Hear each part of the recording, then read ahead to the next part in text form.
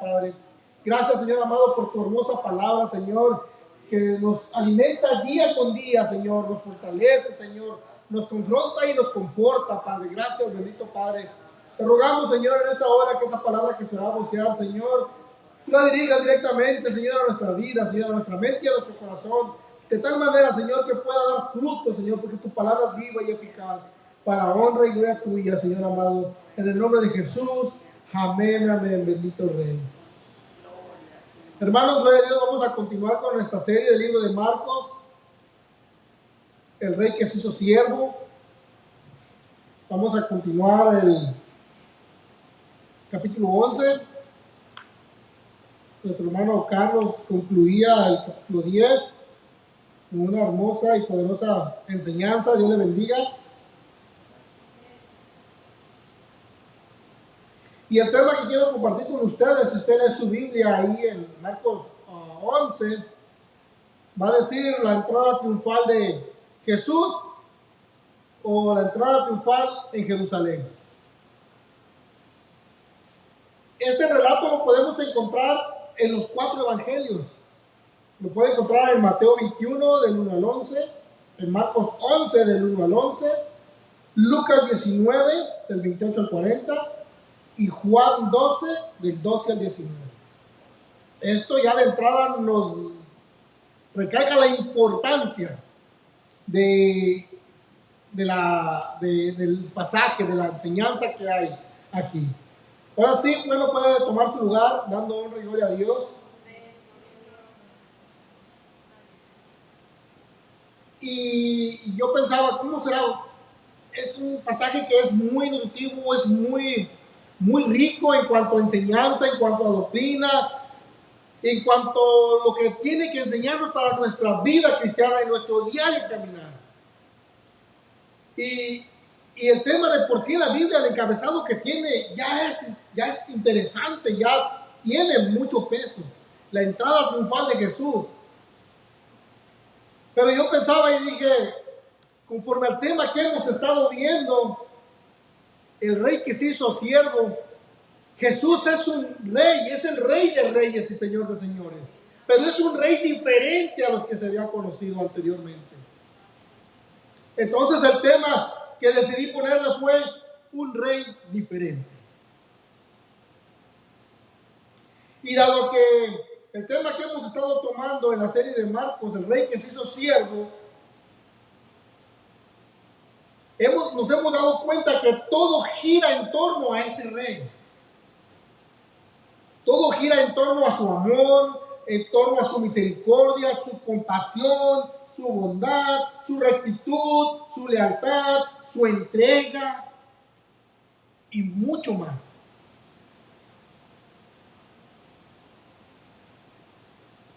Todo esto lo hacía un rey diferente. Pero no solo eso, sino que también la forma en que se presentó a su pueblo lo hizo ser diferente.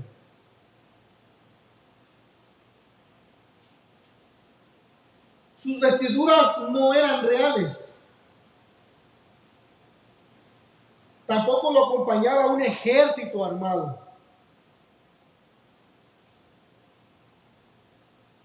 No contaba con una compañía o una comitiva de siervos que le sirvieran, sino más bien él es el siervo por excelencia.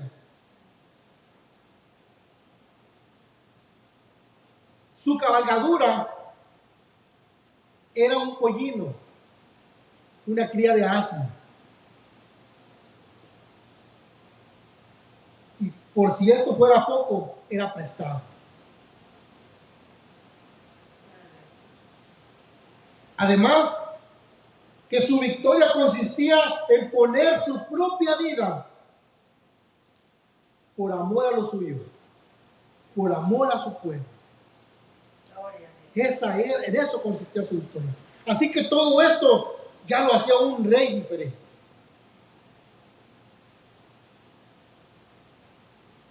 Marcos 11:1 dice: cuando se acercaba a Jerusalén, junto a Betfagé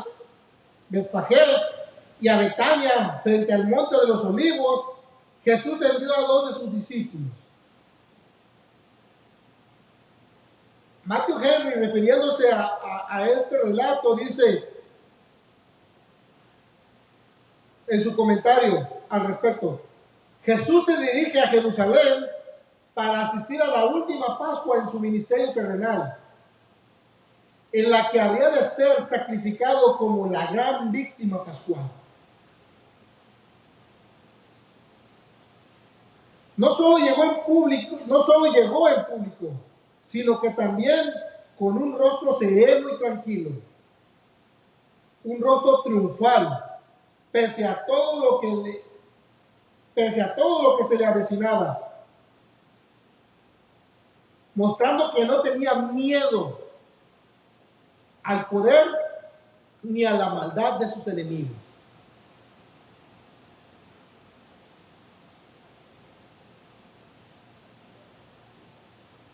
En el versículo 1 nos podemos dar cuenta que Jesús ya se encuentra aproximadamente a 3 kilómetros de Jerusalén.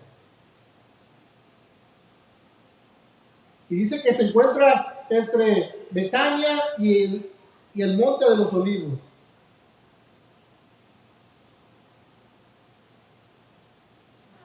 Betfage o Betfagé era un pequeño poblado cuyo nombre en arameo significa literalmente casa de higos.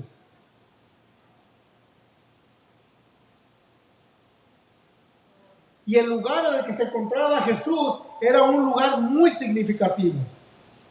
Está a punto de entrar a Jerusalén, él sabe lo que se le avecina, él sabe lo que le espera, pero por un lado tiene el Monte de los Olivos y por el otro lado tiene a Betania.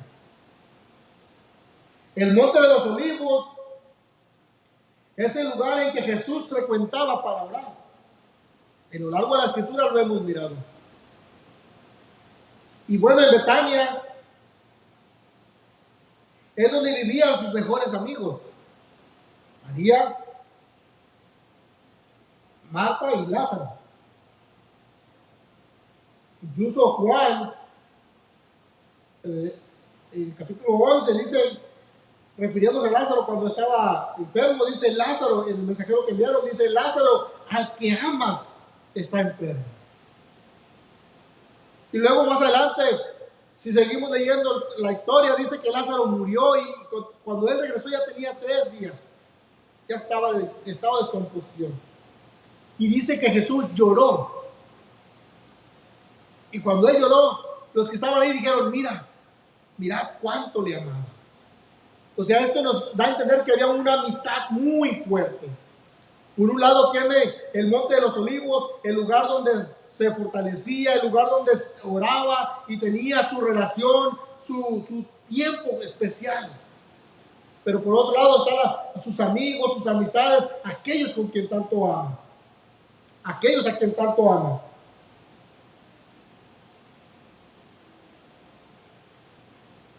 Muchas veces, o muy a menudo, cuando viene la situación difícil, cuando viene la desesperación, cuando vienen las preocupaciones, es muy posible que llegue este pensamiento: ¿para qué continuar? Si es muy probable que adelante se ponga peor. ¿Para qué continuar? Mejor me quedo o mejor me regreso. Pero así como Jesús en este ejemplo tan claro y que en todo nos da ejemplo el Señor, debemos de afianzarnos en nuestra relación con Dios, debemos de afianzarnos en nuestro Padre Celestial y seguir cultivando esa relación devocional por nuestra salvación, por nuestro bien, pero también por los que amamos. ¿Qué pasaría de una familia si el día de mañana el padre o la madre deciden dejar el camino? También no nomás tienen que pensar en ellos, tienen que pensar en los que aman. También aún en sus amistades, amigos y familiares. En la posición que el Señor nos ha puesto ante la sociedad. Dice la palabra de Dios que somos luz, que somos la sal del mundo. Así que desistir de nuestro caminar, no solo nos daña directamente a nosotros, daña a terceras personas. Y quiero pensar que cuando Jesús estaba ahí, Jesús nunca dudó, Jesús estaba decidido y determinado, tanto que dice la palabra de Dios que afirmó su rostro cuando la hora había llegado. Pero también pensaba en los que amaban. Y aún a los que todavía no miraban y que en su grandeza, en su omnisciencia, ya los había mirado como usted, como a mí. No podía darse el lujo de retroceder. Así que aquí podemos encontrar un hermoso principio que nos debe de alientar a pese a las circunstancias difíciles o por complicadas o confusas que se vean, no ceder, no emprender la retirada, sino avanzar confiados en que Dios tiene el control. Amén. Versículo 2 al 6 dice, y les dijo, ir a la aldea que está enfrente de vosotros, y luego que entréis en ella, hallaréis a un pollino atado, en el cual ningún hombre ha montado. Desatarlo y traerlo. Y si alguien os dijere, ¿por qué hacéis eso? Decir que el Señor lo necesita y que luego lo devolverá. Fueron pues y hallaron el pollino atado afuera de las puertas en el recodo del camino y lo desataron. Y uno de los que estaban allí les dijeron, ¿qué hacéis desatando el pollino? Ellos entonces le dijeron, como Jesús había mandado, y los dejaron.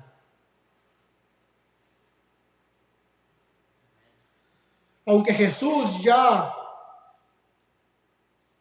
había anunciado su muerte, ocasiones anteriores, ellos de cierto modo ya sabían qué iba a suceder.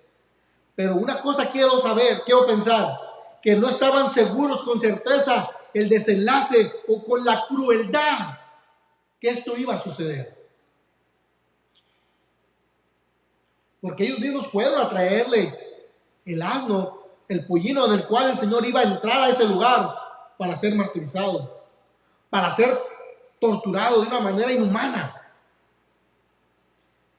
Y es muy probable que cuando esa situación se llevó a cabo, ellos pudieran verse, ¿por qué consentimos en esto? Porque fue un acto cruel, fue un acto de crueldad. Prácticamente lo despedazaron su carne. Y ellos, de cierto modo, el Señor ya les había prevenido de que iba a acontecer, que iba a morir. Pero yo quiero pensar que no sabían con la gravedad que esto iba a suceder. Así que los discípulos,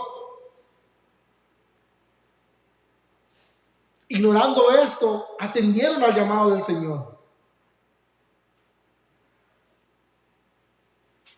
Y lo atendieron con prontitud y obediencia. O sea que no exigieron más explicaciones. Los planes de nuestro Dios, hermano, muchas veces, o la mayoría de las veces, no los entendemos.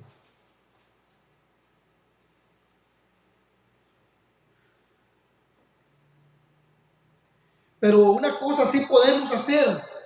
Debemos confiar que por confuso que se vea la situación, o por difícil que parezcan las cosas, Dios estará obrando por nuestro bien y a nuestro favor. Gloria a Dios, aleluya. Porque ahí podemos ver esto claramente. Ellos entendían que todo esto iba a pasar y cómo es posible que Él vaya hacia su propia muerte. Pero era por su propio bien, por el bien de la humanidad. Y esto muchas veces es difícil de entender. Así que en los momentos turbados o difíciles que se presenten en nuestras vidas, Tenemos que confiar en que Jesús estará obrando por nuestro bien y a nuestro favor. Un pollino, como ya le dije anteriormente, era una cría de asno, una cría joven. Y la palabra aquí en Marcos destaca que esa cría nunca había sido montada. Y esto también nos da a entender el plan perfecto de Dios.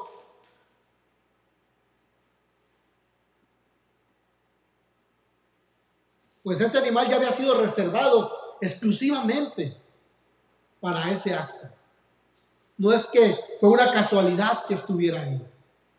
Todo está en el plan perfecto de Dios. En el Antiguo Testamento, si ustedes miran en Deuteronomio 21, del 1 al 9, habla que los animales que no habían sido trabajados eran usados específicamente con fines santos. Y en este caso hace referencia a un asesinato del cual no se sabe cuál fue el asesino. Y dice en el versículo 3 en el versículo 2 dice que iban a medir la distancia de donde se encontró el muerto y la ciudad más cercana. Iban a venir los ancianos de esa ciudad y iban a tomar una de las vacas, una becerra que no haya sido trabajada. Y en el versículo 4 dice que iban a traer la becerra a un valle que tampoco haya sido labrado ni sembrado.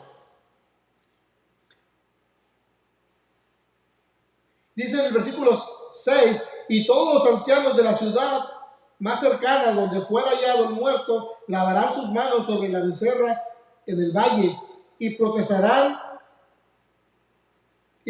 diciendo, nuestras manos no han derramado esta sangre, y la sangre les será perdonada, y tú quitarás la culpa de la sangre inocente de en medio de ti. O sea, todo esto tiene un trasfondo. Y ese animal por el significativo que pareciera, ya estaba siendo reservado para ese fin, para ese propósito. Al igual que podemos entender cómo el nacimiento de Jesús, el vientre de María ya había sido reservado también. No solamente dice la palabra de Dios que ella no había tenido hijos, sino que no había conocido varón. O sea, ya había sido reservada específicamente para eso.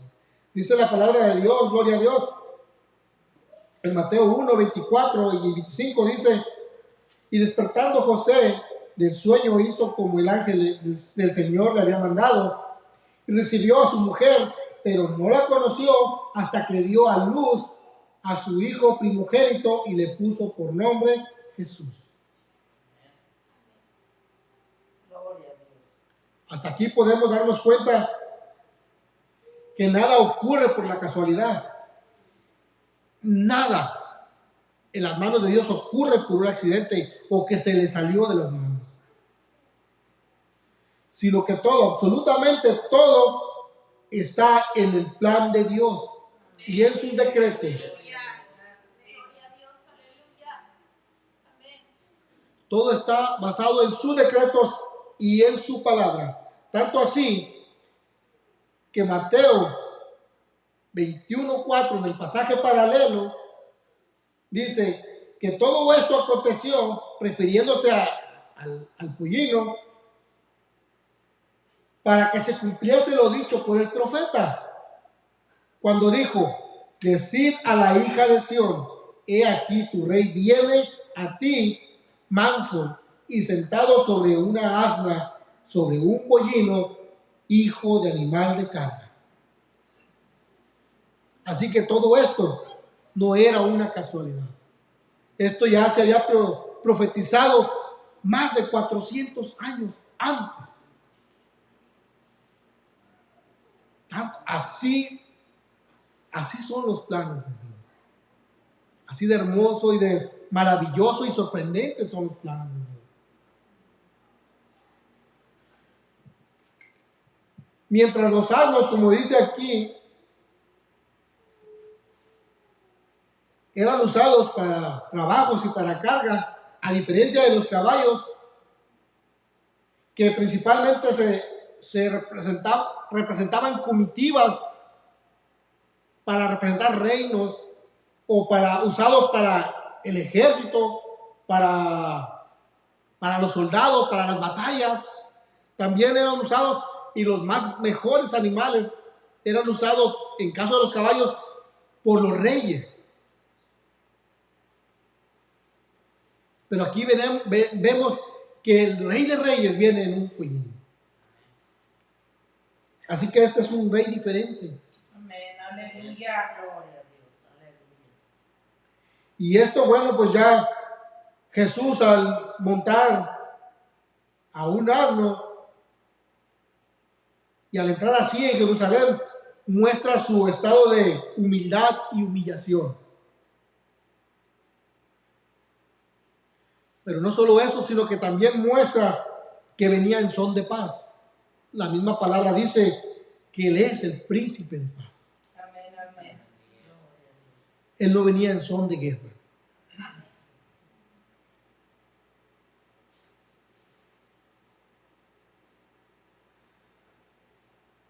Y al considerar el modo en que el Señor entró a Jerusalén por primera vez, que entró en un pollino, entró en son de paz, resulta casi imposible contrastarlo con la segunda venida. Un acto que la iglesia anhela con ansias. Porque la segunda venida va a ser muy, muy diferente. ¿Cuántos han leído ya de eso? Así es, gloria a Dios. Porque en su segunda venida ya no vendrá en un pollino, sino que vendrá en un caballo. Y mucho menos va a venir para ser humillado o abofeteado, sino más bien aquel rostro que siempre manifestó amor y compasión. Ahora resaltarán unos ojos como llamas de fuego. Gloria a Dios. Esto ya va a ser diferente. En su segunda venida ya no vendrá solo. Ahora sí traerá con él ejércitos celestiales. Amén, amén, aleluya. Y vendrá con justicia, con poder y gloria. Amén, amén. ¿Por qué con justicia? Porque él fue condenado siendo justo. Fue condenado injustamente. Así es, amén. Gloria. Pero ahora él va a venir y a hacer justicia. Y dice que va a gobernar con vara de hierro a las naciones. Ahora todos aquellos que hicieron escarnio y burla del Señor, ahora le van a ver cara a cara, pero de otra manera. Ahora ya no va a ser aquel rostro misericordioso y amoroso y compasivo. Ahora va a ser un rey que viene dispuesto a la batalla y a enfrentar a sus enemigos. Esto lo podemos mirar en Apocalipsis 19, del 11 al 16.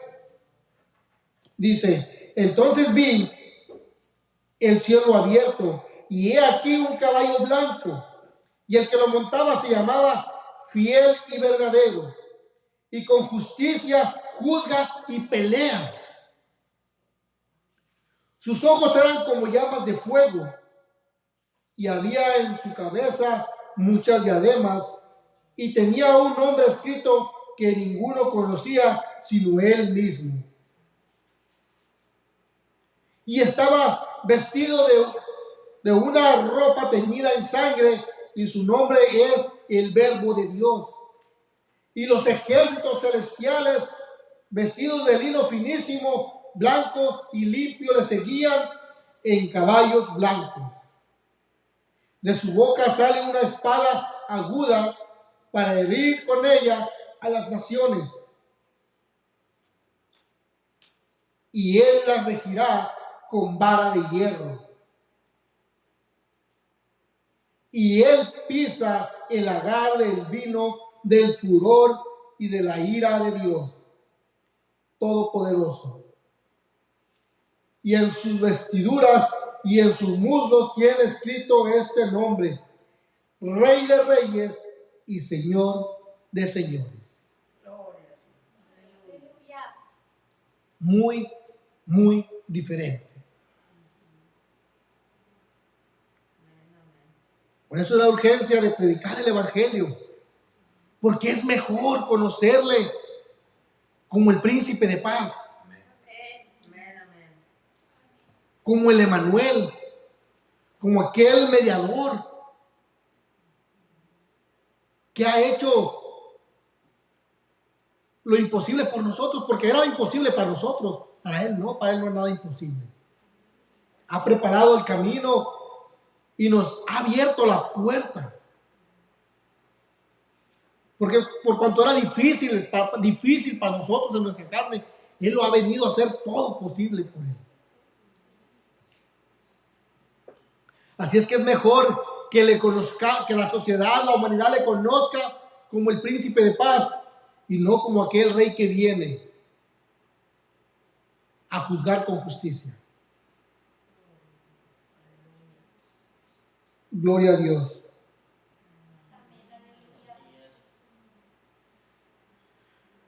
Versículos 7 y 8 dice: y trajeron al pollino a Jesús y echaron sobre él sus mantos, y se sentó sobre él. También muchos tendían sus mantos por el camino, y otros cortaban ramas de los árboles y las tendían por el camino. Sin duda, aquí podemos mirar claramente una acción de culto y de reverencia que se le hacían al Señor, dignas de un rey. Pero también tristemente nos podemos dar cuenta de lo voluble que somos, de lo cambiante que somos. Porque la gran mayoría de los que iban gritando y dándole culto y dándole gloria y dándole honra, al poco tiempo estaban gritando: crucifícame.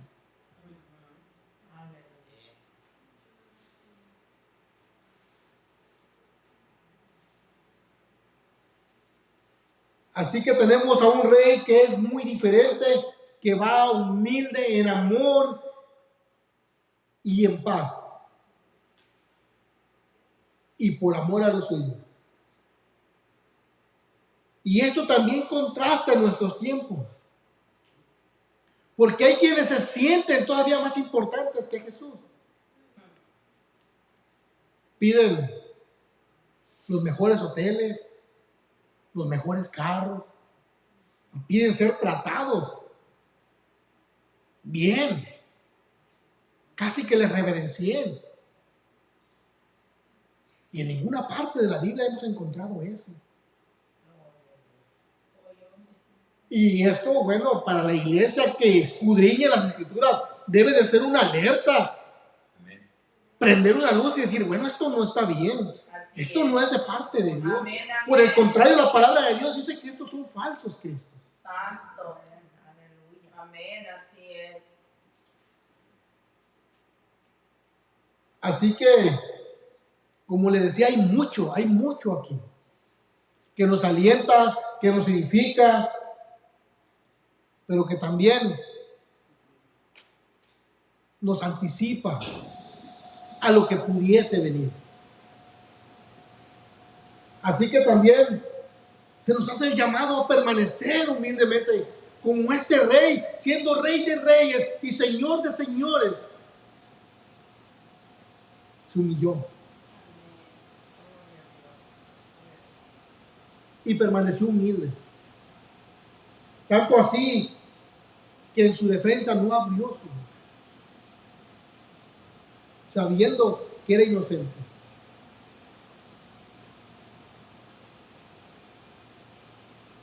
El acto de tirar los mantos o de tender los mantos es una práctica que en la antigüedad se hacía para dar la bienvenida a un nuevo rey. Esto lo podemos mirar en Segunda de Reyes 19:11 al 13. Dice: después salió Jehú a los siervos del Señor y le dijeron: ¿hay paz?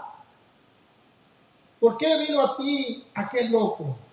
Y él les dijo: vosotros conocéis al hombre y sus palabras. Ellos dijeron: mentira, decláranoslo ahora. Y él les dijo: así me habló diciendo: así ha dicho Jehová, yo te he ungido por rey sobre Israel. Entonces cada uno tomó apresuradamente su manto y lo puso debajo de Jehú en un trono alto, y tocaron corneta y dijeron: Jehú es rey. Era una práctica que los judíos conocían. No es como que lo estaban haciendo por casualidad. Ellos le estaban reconociendo como el Mesías esperado. Ellos le estaban reconociendo. Le estaban reconociendo como el rey de Israel. Como el hijo legítimo de David, que iba a tomar posesión de ese trono.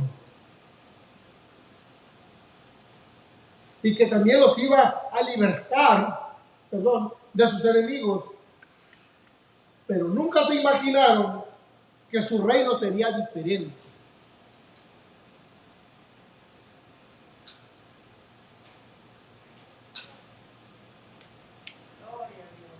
Aleluya. Y los que iban adelante y los que venían, versículo 9 y 10 dice: y los que iban adelante y los que venían detrás daban voces diciendo: Hosana, bendito el que viene en el nombre del Señor, bendito el reino de nuestro padre David, que viene. Hosana en las alturas. Hosana,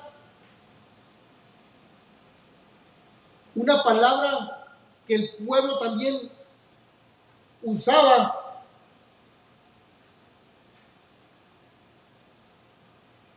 que significa sálvanos.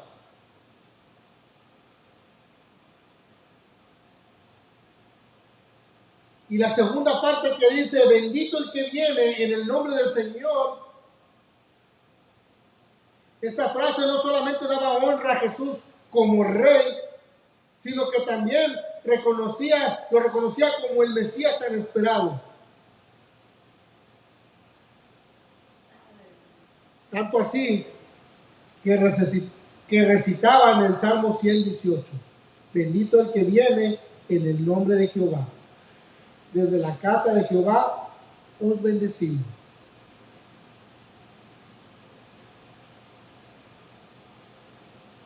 Y luego sigue diciendo: bendito el reino de nuestro padre David.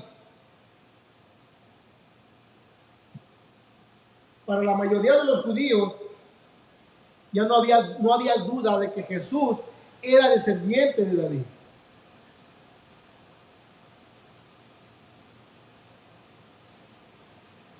Tanto así que un ciego le reconoció. Miramos en la enseñanza pasada, el ciego Bartimeo dice que al saber que Jesús iba pasando por ahí, gritó o clamó a pecho abierto: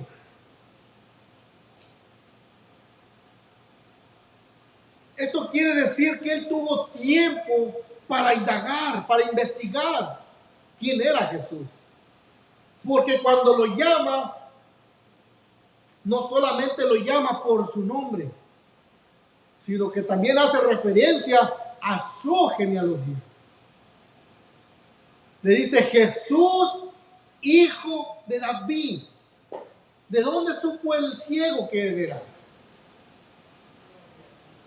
Cuando llegó el rumor de que había alguien que con autoridad echaba fuera demonios y que sanaba enfermedades, tuvo que haber preguntado: ¿y quién es? ¿De dónde es? ¿Hijo de quién? El pueblo judío en esos aspectos es muy detallista. Para ellos es muy importante la cuestión de la descendencia. Así que ellos sabían claramente de qué genealogía venía cada uno. Así que cuando el ciego indagó por su cuenta, él llegó a la conclusión que él era el Mesías, que él era el hijo de David. Así que cuando él clama, ya nada lo podía callar, porque él tenía esa certeza de que él era. Así que le llamaba por su nombre y por su genealogía.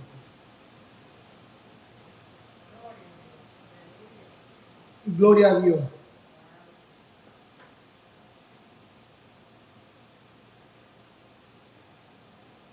Versículo 11 dice: y entrando Jesús en Jerusalén, en el templo, y habiendo mirado alrededor todas las cosas, como ya anochecía, se fue a Betania con los 12.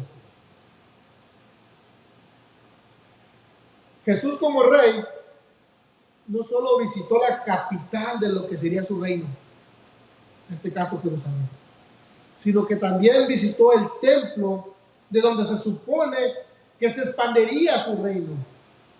Recuerda la palabra que dice: y me seréis testigos en ¿dónde? Jerusalén, Samaria, y como venimos diciendo en la enseñanza de los miércoles, hasta lo último de la tierra. Así que era importante que Jesús tenía que estar ahí, y llega ahí y hace una examinación, hace una revisión.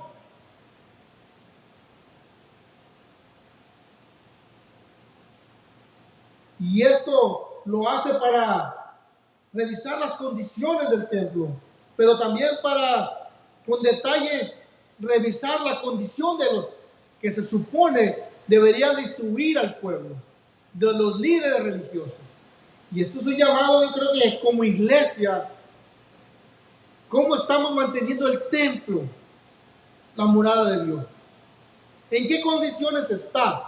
Porque esto ya abre una pauta para el siguiente mensaje. Pero es bueno analizar y concientizar aquí. ¿En qué condiciones está el templo, la morada de Dios? Morada del Espíritu Santo. ¿En qué condiciones me encuentro yo como sacerdote del hogar? ¿Cómo tengo mi vida devocional? ¿Cómo está mi relación? Como sacerdote del hogar, ¿cómo estamos? Dice la palabra de Dios que Él nos hizo reyes y sacerdotes. ¿En qué condiciones estamos? Y esto no quiere decir que estemos mal, pero sí para alentarnos y para animarnos a no descuidarnos. Pero si alguien ya ha descuidado, a hacer conciencia y echar manos a la obra. Y si nadie se ha descuidado, gloria a Dios, sigamos adelante y esforzándonos cada vez más.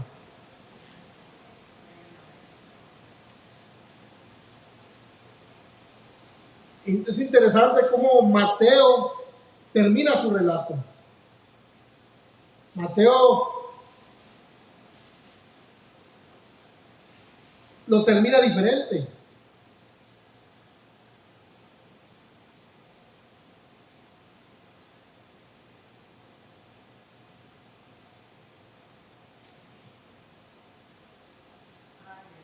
Gloria a Dios. Mateo 21, 10 y 11 dice: cuando entró a Jerusalén, toda la ciudad se conmovió, diciendo: ¿quién es este? Fíjese, un ciego le reconoce, pero hay quienes no saben quién es. Diciendo: ¿quién es este? Y la gente decía: este es Jesús, el profeta de Nazaret de Galilea. ¿Estaba correcto la información? Tampoco ellos sabían. No era el profeta, era el Mesías. O sea que el que estaba confundido lo confundieron más. ¿Quién es? ¿No sabes quién es? ¿Es profeta? Pues hermanos, en nuestra actualidad todavía hay gente que considera a Jesús como un profeta más. No le ven como el Mesías, no le ven como el Salvador, no le ven como el Rey de Reyes y Señor de Señores, no le ven como el Dios encarnado. Y les preguntan, ¿quién es Jesús? Un profeta. Profeta.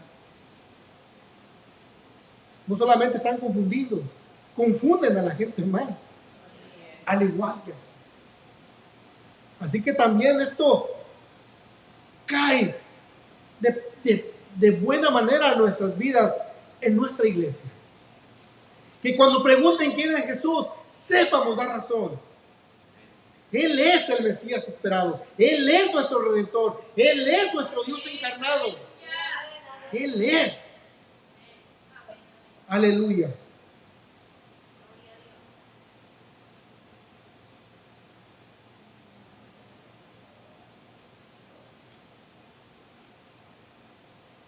Hermanos,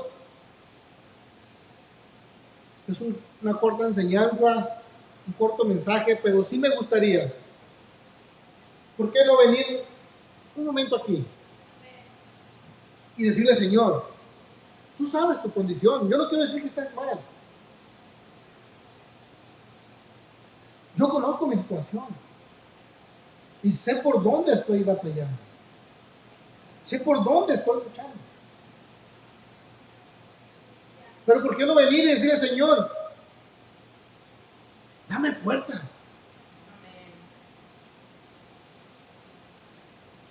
¿Por qué no venir y decirle,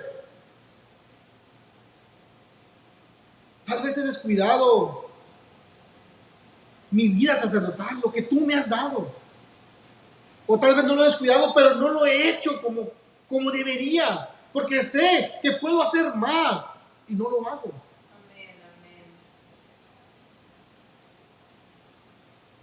O porque tal vez estoy descuidando lo que he puesto en mis manos, que es mi familia.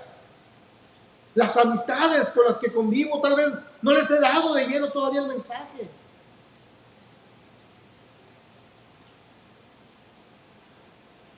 ¿Por qué no te pones de pie? Y nos sinceramos con el Señor. Si no